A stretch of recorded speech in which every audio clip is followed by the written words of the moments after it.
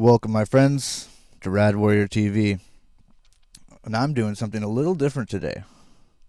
Breaking up the monotony from Jamuary.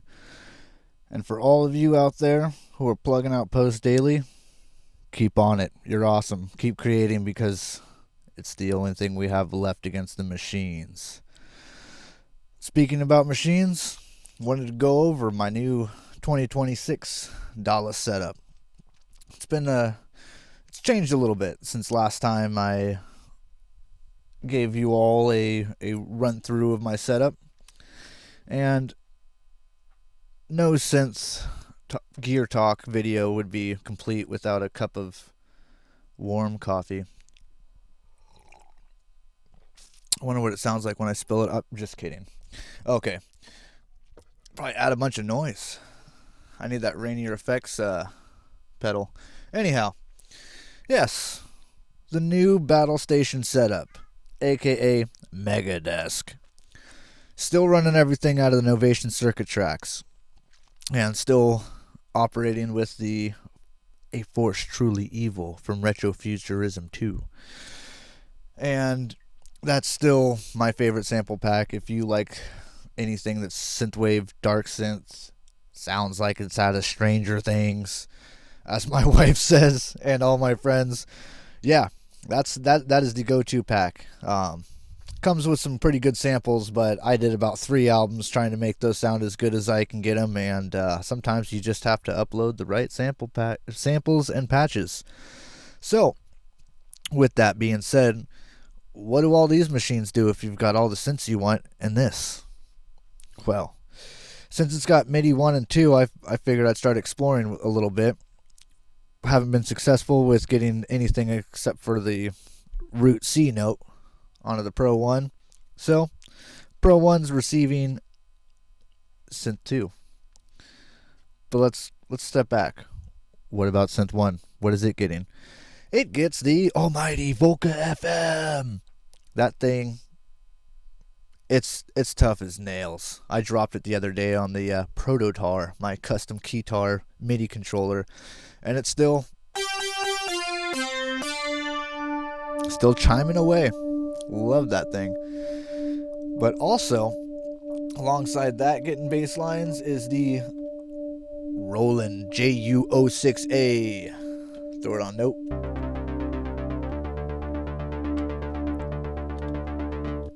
And I love that arpeggiator. You can have a lot of fun with that. Let's see. Let's hold that.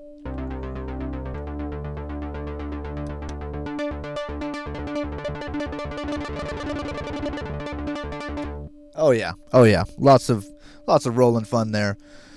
But I also now have a Behringer Model D.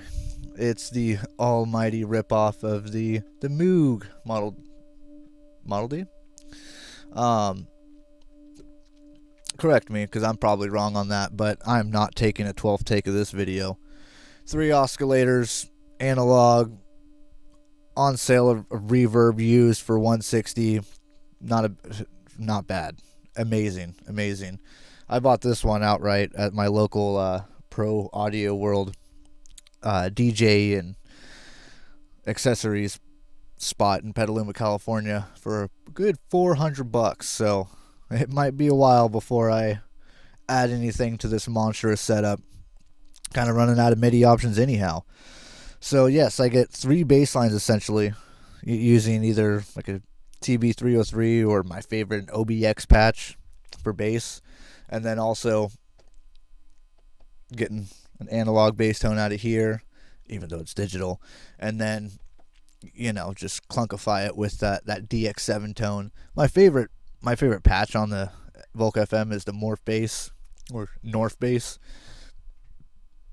It sounds raw. I'm a bass player, and it gives me that gnarly, distorted, chunky metal bass tone that I crave. So, and next, MIDI 1 is going out to the. Ooh, it's so quiet. Well, anyhow, you can hear it chime away.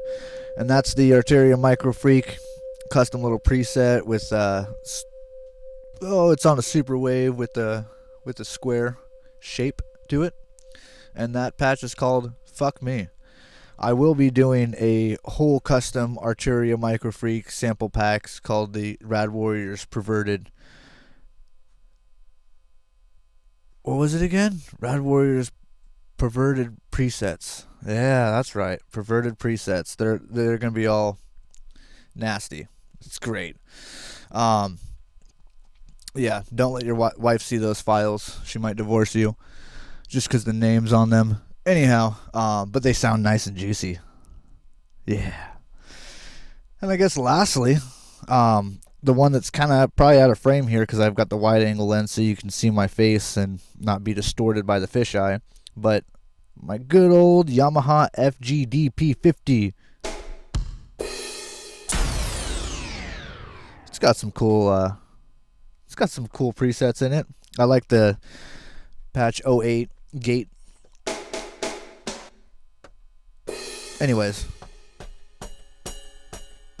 I've slammed that button so hard so many times, I'm pretty sure it's just failing out on me. But you can open this up with the Phillips 1 screwdriver, clean it all out, and it starts operating like new until you let dandruff and dog hair get into it. Happens. But anyhow, yes, that's pretty much it. That's pretty much it. But there is endless fun that you can have with a mega setup like this. So if you want any further in-depth analyst videos of me just rambling in these gear talk videos about any specific synths, drop in the comments, let me know. And be sure to check out all my videos, share them if you feel so inclined. If you think that Dawless can actually sound pretty badass and not just a bunch of bleep blops. So, with that, that is my setup. You've got 3 basses coming out of patch 1, and you've got a doubled synth sequence coming from 2 for these melodies, with an additional. I want to say harmonizing, but it tends to harmonize when I do shit correctly. But you got that additional sequence over there, so it's kind of like having 2 different guitar players and a bass player, and then you've got your drums. And then I can lead over it, so full band there. Not much else is needed except for, maybe a Rickenbacker playing live with it. That's a fun touch, and will be included on heavily in the upcoming album, Amoebic Formations. So, without further ado, I guess I ought to give you a little sample of some Amoebic Formations. Enjoy. Stay rad, Chaos Brigades.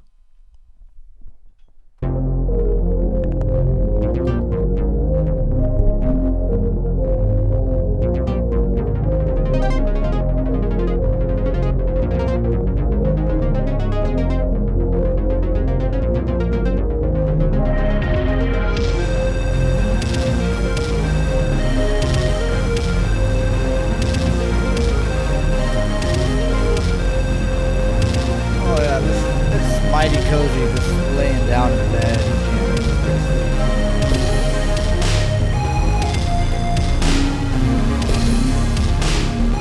I guess I'll get up.